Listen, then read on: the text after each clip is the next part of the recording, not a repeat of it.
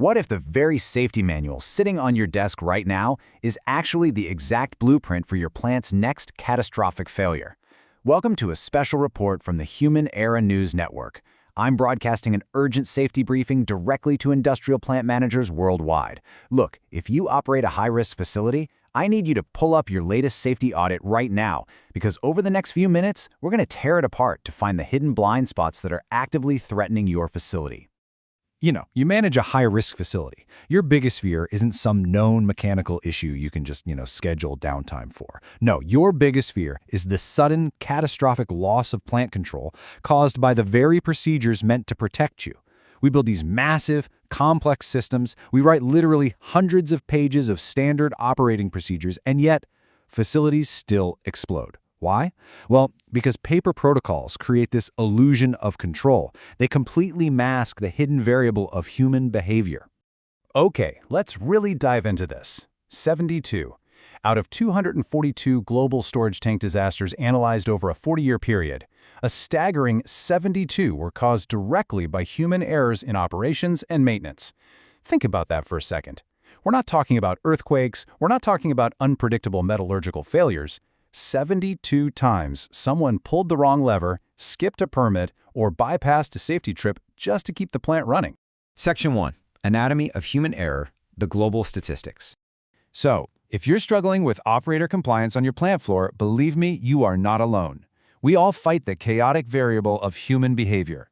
But to fight it, we first have to understand exactly where it strikes. Out of those 242 global accidents, almost half, 116 of them, happened at petroleum refineries, another 64 at terminals, and 31 at chemical plants. Take a quick mental inventory of your own sector right now. The entire global supply chain relies on these facilities, and the data proves absolutely no sector is immune. Now this is the accident causes fishbone diagram, and it brilliantly illustrates how failure compounds.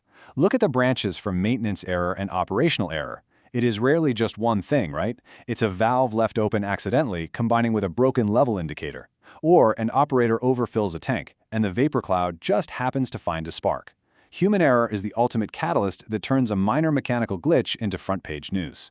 Section 2. Fire versus sudden explosion. Understanding the mechanics.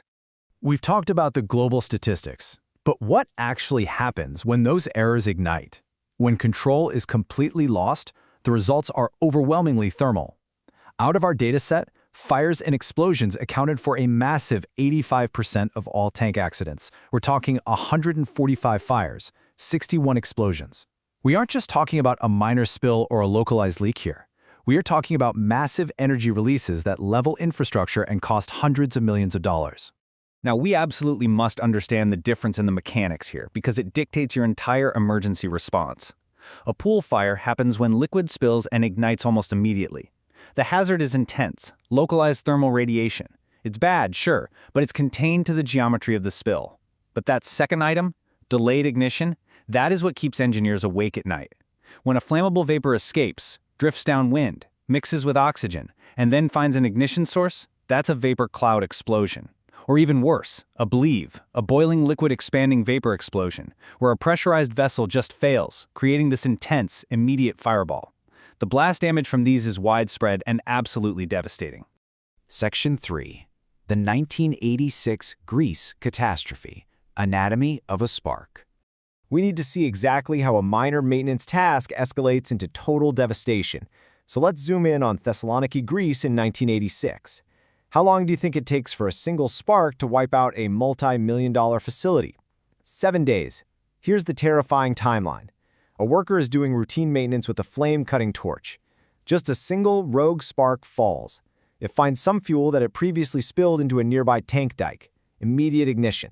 The fire rapidly breaks containment and begins jumping from tank to tank.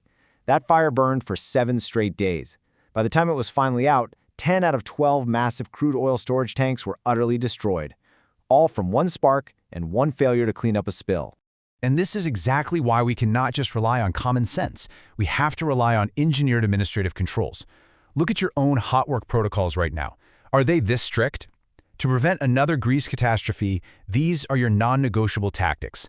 You must obtain a formal permit. You must conduct proper, real-time testing for explosivity. You have to actively cover and seal all drains, vents, and open flanges so vapors can't travel. And you absolutely must maintain a dedicated fire watch with extinguishing equipment ready to go. Skip one of these, and you are literally playing with fire. Section 4. The Accident Prevention Fishbone, your tactical blueprint. So we've identified the terrifying scope of the problem. Now I am handing you a diagnostic tool to audit your own facility's defenses. This is the Accident Prevention Fishbone diagram. If that previous diagram was how your plant dies, well, this is how it survives. And this brilliantly illustrates how true safety isn't just one single policy. It's a multi-layered ecosystem. Let's break down the core components here. Notice how these layers of protection have to work together to trap human error before it escalates. It all starts with design, building in safe distances and inherently safer processes from the get-go.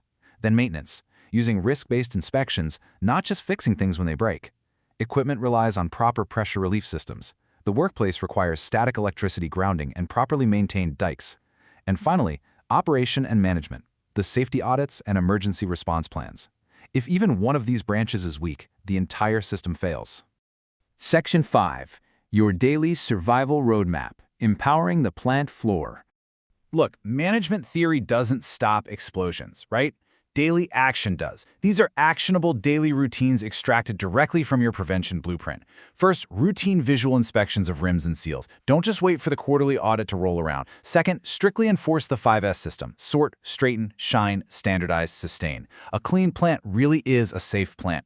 Third, practice management by walking around. You cannot spot the normalization of deviance sitting at your desk. You have to be out there seeing exactly what shortcuts operators might be taking. And finally, continuous, relentless hazard communication. I want to leave you with a quick insight that completely changed the paradigm of process safety for me. Renowned safety engineer Trevor Klutz said this: "For a long time, people were saying that most accidents were due to human error, and this is true in a sense, but it's not very helpful. It's a bit like saying that falls are due to gravity. Blaming human error is entirely useless. You know people will make mistakes. Your job is to engineer dynamic systems that anticipate that human error, absorb it, and prevent it from becoming a headline." Audit your blind spots immediately. You've seen the data, you understand the mechanics, and you have the prevention blueprint. But knowing the blueprint isn't enough if your operators are actively bypassing safety trips. So look at your facility today and ask yourself, if your safety protocols are just paper shields, what hidden variable is waiting to ignite your plant right now? This has been a special report from the Human Error News Network.